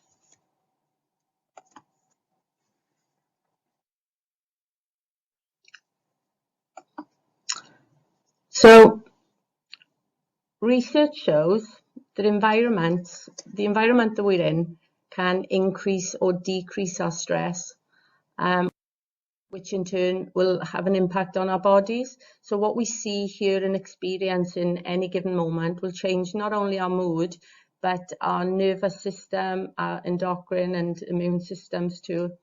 Being in nature, even hearing or viewing the sights and sounds of nature will reduce anger, fear, stress, and they'll increase pleasant feelings. So, I mean, contributing to our physical and mental health and well-being, reducing blood pressure, heart rate, muscle tension, and the production of stress hormones. So this connection to other people in the garden, the social aspect of this is very important for us. I mean, humans are social animals by nature, and connecting with other people and sharing experiences and wisdom can really help us to gain new perspectives and to de-stress. It's also a really good opportunity for us to be able to offer the support that people need, you know, by building our relationship with them. Humans are innately compassionate, and so giving and receiving empathy and support will benefit both parties involved. Some researchers argue that person-to-person contact will trigger the nervous system to release a cocktail of neurotransmitters that will regulate our response to stress and anxiety. Many people that come to us don't have any skills in gardening and conservation, but our college enables them to develop accredited qualifications and skills in a range of subjects. Our qualifications are designed to be very much learner-centred, because here in Rhondda Cynon Taf, we find that you know, levels of literacy will often be quite low, and so in order for us to build those learners up rather than tear them down, a lot of our assessments are delivered via practical work, and you know, the little written work that you know that they may get involved in then is in a very supportive environment. So our wellbeing placements, we have numerous referral streams for these, including doctors, various departments of the health board, schools and mental health charities. The types of conditions that we see in referrals include dementia, brain injury, anxiety, depression, PTSD, cancer, autism, and people who are limited physically through accidents that they might have had. So we measure a number of outcomes dependent on the type of placement, but often we will measure well-being, skills development, personal growth and time spent in nature. So this enables us to ascertain whether the outcomes are due to increased time spent in nature, which we think is very important, you know, to start evidencing these outcomes. We see some remarkable outcomes depending on the amount of time that the individual spends with us including the alleviation of symptoms, particularly with anxiety and depression. We see renewed aspirations and hope for the future. People are building up social networks, breaking down barriers to learning and work. And, you know, for a lot of them as well, you see a reduction in GP visits. So I will just read a case study on one of our wellbeing placements. So this lady came to us early this year after being referred to us by a health charity. She had lost her son, and since losing her son, she had suffered from PTSD and anxiety. She'd been unable to leave the house or to spend any quality time with her other children. She was very, very timid and shy when she first arrived, very anxious, but her story touched our hearts. She was such a warm person, you know, she was so giving, and she had so much to give and to offer other people, but she didn't have the confidence or the mindset to see that. So she began coming one day a week at first, and her greatest skill appeared to be her empathy and her warmth, and her kind, funny nature. People felt comfortable opening up to her, and in return she began to thrive just by being able to listen, and to be able to offer that support to people. Within a few months, she was walking the 3-mile journey to us, which was huge for her, and she began coming 3 days a week.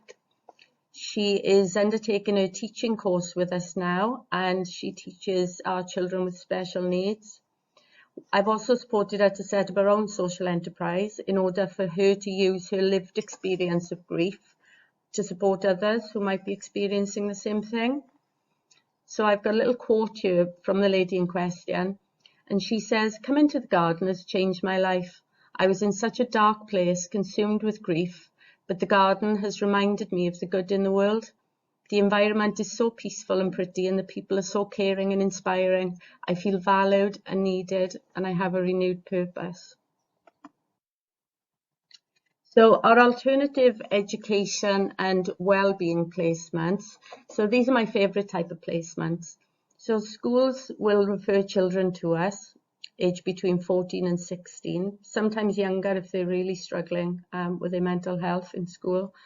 And these children will either come to us for full-time alternative education or for 1 to 2 days a week, depending on the need, really. So the children are usually the ones that they don't want at school due to their behaviour or disengagement from education. And some of the things that we see in children are ADHD, low levels of literacy, adverse childhood experiences, often drug use as well. We also take referrals from parents with homeschool children, and usually in those cases they've been removed from education due to anxiety. So we measure skills with the children, we measure well-being, accredited learning, and we measure 6 different aspects of personal growth. In terms of the outcomes we see, I mean, the outcomes of the children are phenomenal, such as re-engagement in education. They have a totally different relationship with the school within a few months. They develop resilience, skills development, their personal development and well-being is amazing. It really changes their lives, really changes them as a person, helping them to communicate with, you know, with people of all ages and all levels. And the case study that I'm about to discuss with you totally changed the direction of the garden. This little boy's faith in me and his efforts to change his life really inspired me to roll out our services to children. He is my absolute pride and joy, and I adore him. So he was referred to me during the early days of the pandemic, and upon first contact with the school, I was told that this young man was involved in drug use. There was possible schizophrenia or, you know, or some kind of other condition.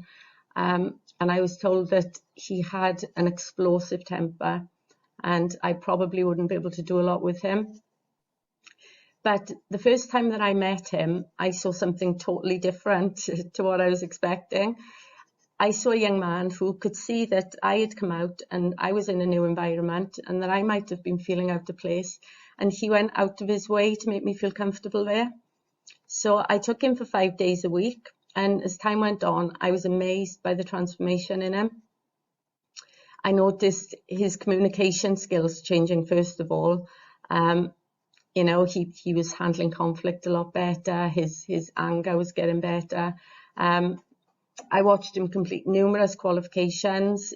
His relationships outside of the garden were improved, not just with the school, but with family.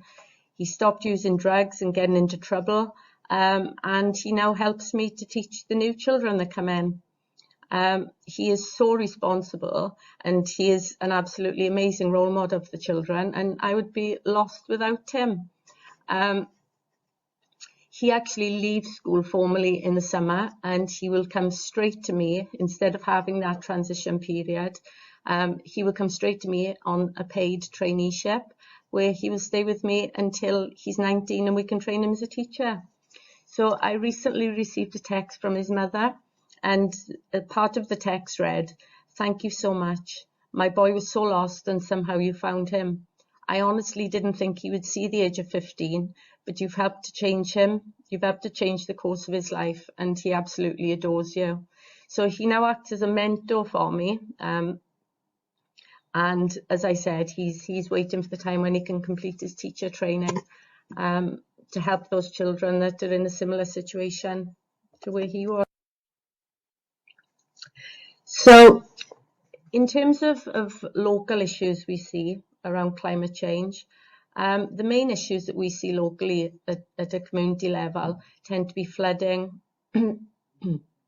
hotter, drier summers, resulting in land erosion, loss of habitats, and the impact of chemical use on our wildlife is something that really worries us.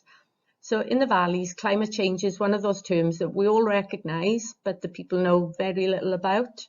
With the distraction of daily life, you know, the levels of poverty and the lack of available information locally is something that is somebody else's problem, you know. Nobody knows enough about it to actually change their behaviours.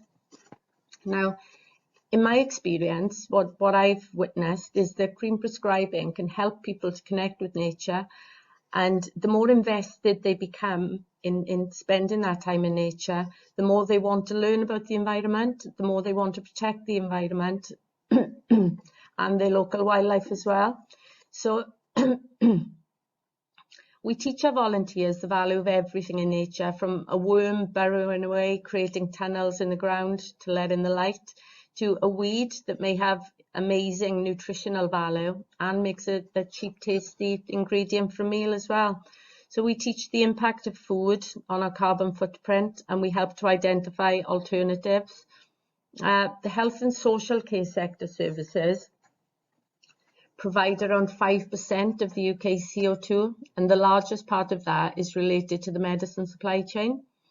In addition to this, pharmaceuticals have wide-ranging environmental impacts, with effluents from production and usage having a damaging effect on wildlife and contributing to the anti-microbial resistance. So there's evidence of widespread damage to wildlife from various medications, and there have been around 600 different types of medicines found in wastewater and aquatic habitats. So whilst green prescribing does not replace medication, it can contribute to a person's overall health and well-being. It may be reducing the need for medication and helping in the prevention of certain conditions that may need medication. So that's me. Thank you for listening.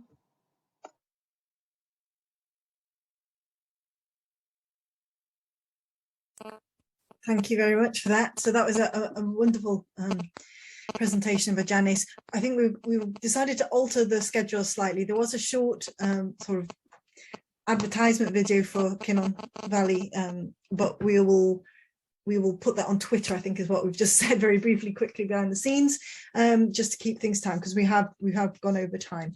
I think we are now going to go straight into a break rather than we're going to summarize now, and then when we come back, is that right, Sarah? Are you happy with that? Yeah, and then when we come back, TC is going to give a very quick overview and we'll move straight into our discussion time. So thank you again to all of the speakers from this morning. They've been, this afternoon I should say, they've been fantastic. So we're going to start back again at 1:45. So please gather your thoughts, write your questions, and we're really looking forward to welcoming you back for the afternoon and starting talking about your research and work interests, expertise now, and how we can build that in the future. But we'll tell you more about that after break. Thank you so much for your patience. I'm sorry we didn't want to rush everyone because the talks were so interesting. So thank you for your tolerance and your patience. All back. I was waiting for someone else to talk and realised it was me. So I apologise. It's that Friday afternoon. So thank you. I know that we had a really interesting talk in our group. I know that there were three groups. Actually, it's quite nice that there was a smaller group of us so that we could actually have a chance to at least start to have a discussion, which I want to note is a discussion that we'll be starting. So what I'd like to do is invite each of the groups to feedback, and then we can have a more general discussion. So I'd like to start with Poppy. And Poppy, would you like to feedback from your group?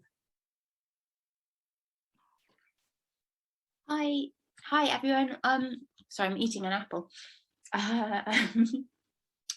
So one thing that did come out that quite a few people agreed on was that it would be really helpful to have some kind of, whether it's a database or just a list of all the researchers involved in the network.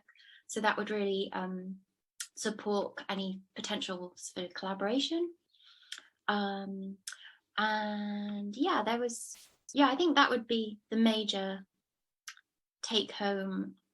And one blue sky idea was that there could be sabbaticals for researchers to really focus in on the possibilities of interdisciplinary projects, just working together for a few months and really focusing on that, rather than the network kind of becoming an extra workload. Like that was one question for how could the network support researchers without becoming kind of an extra burden in terms of the research workload. So that was the general. Sorry, I'm not sure, Namaya, or if anyone else had it. Sorry.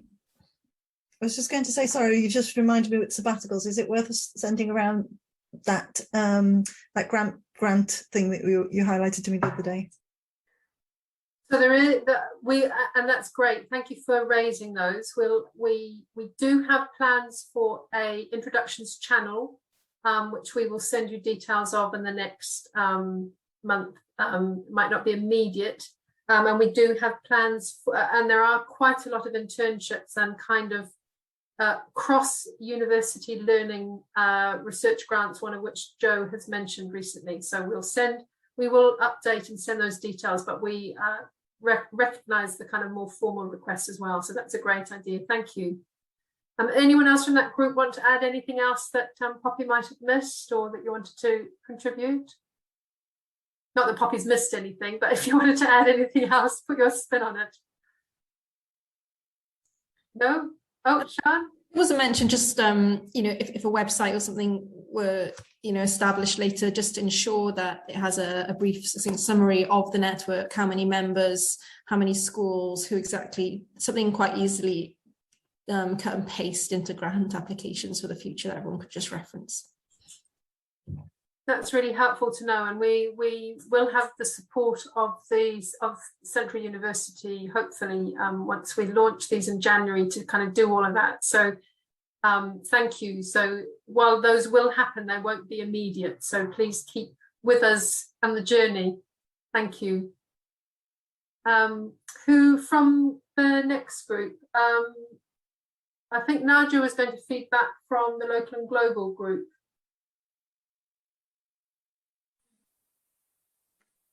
I think so. The last note was about the methods, adaptability in the methods, and they really need to be situated within a community.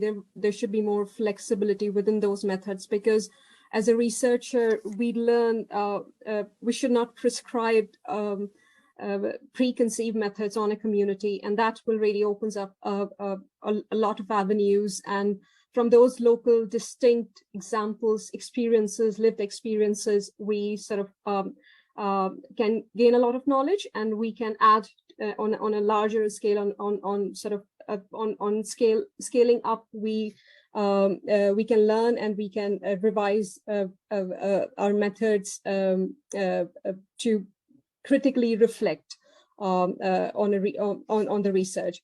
And I think so. There was in our group there was the networking among different multidisciplinary networking. There's a lot of interest. People are interested, and it's just about finding the avenues, the overlapping avenues where people from different disciplines, they come and they can have various networking opportunities, and how they can support each other. So that was another outcome. If I'm missing anything, please, anyone can come and say if there was anything important that I'm missing here. I think there was certainly a discussion about working locally. That while we maybe have an international footprint as Cardiff, there's certainly a need for us to be working with our neighbours and supporting groups across Cardiff and South Wales in terms of helping them connect with nature and supporting their well-being. So I think it was this looking closer to home, supporting our neighbours, finding ways to connect and to interact with them, and perhaps explore how we can reproduce this model across other parts of the country. Thank you.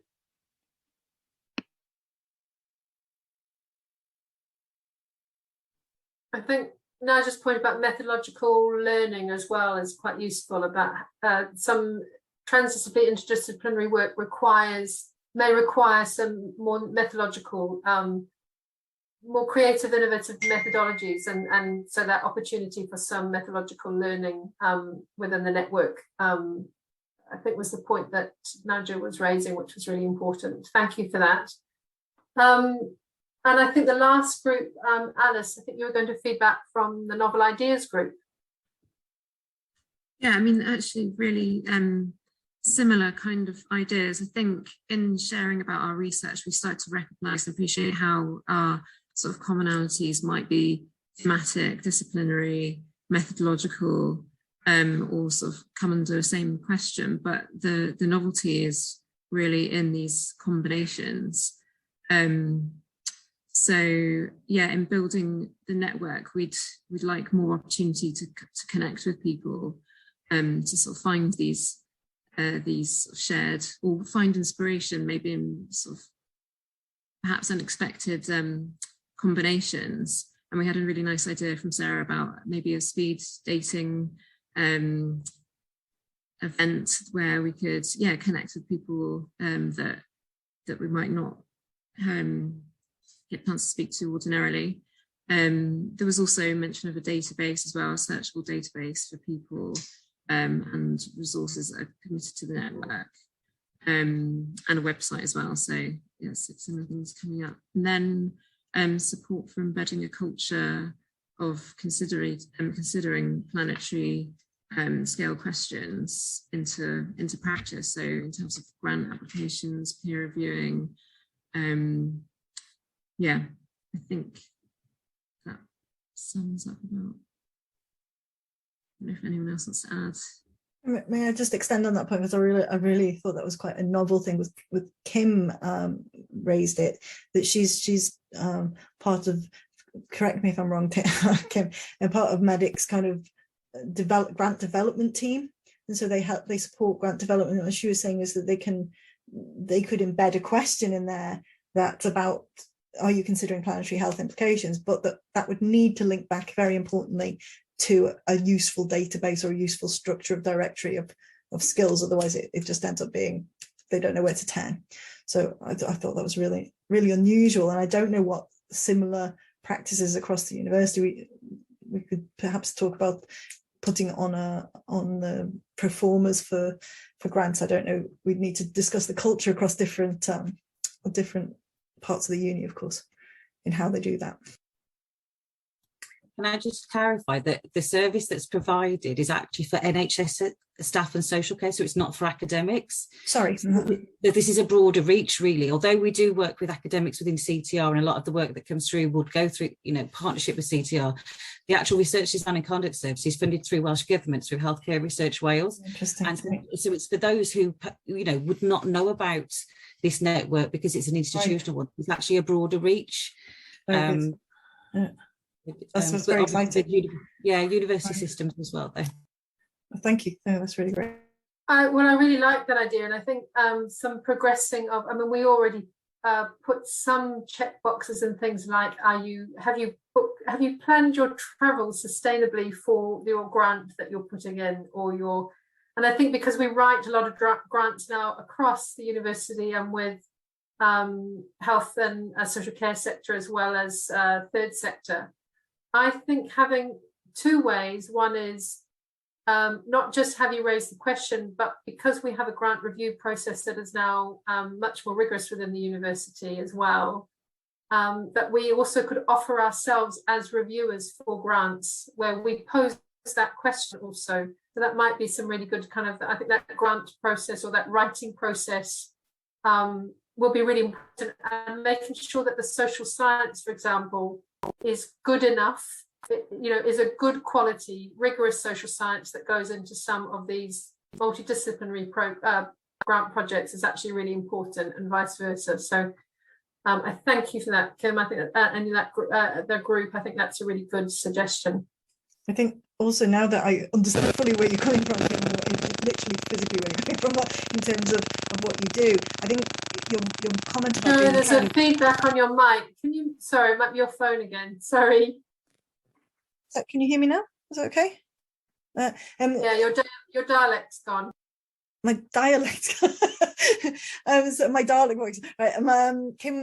Kim was making the point that she could be a champion, and I think that is actually a really good thing for us to build over time. So she's a champion to the NHS, but perhaps we can find champions who raise the planetary health agenda for us as a team. So raise the URN's profile with external bodies. If we can start to identify champions amongst those. Sorry, that wasn't part of our discussion. That's just popped into my head from what she's just said, that she's willing to be the champion. Maybe we can find other champions as well.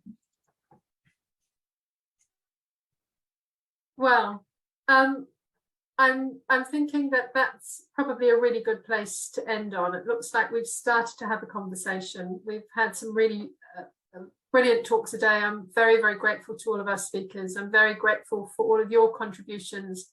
I know it's just kind of very early baby steps, and there's probably loads that you want to say or people that you want to connect with. We will be hosting a number of events through the next 2 years. We would make sure that hopefully that you invite yourself. We would like you to, if you're not already a member of our Teams group, we will set up the team. Please, we'll invite you to join our Teams group where some information will be. Please, Joe and myself will welcome any kind of other further invitations. Please spread the news about the network, and we look forward over the next 2 years to build the network and to solidify our kind of goals and outcomes and work out where we can contribute in the Welsh context.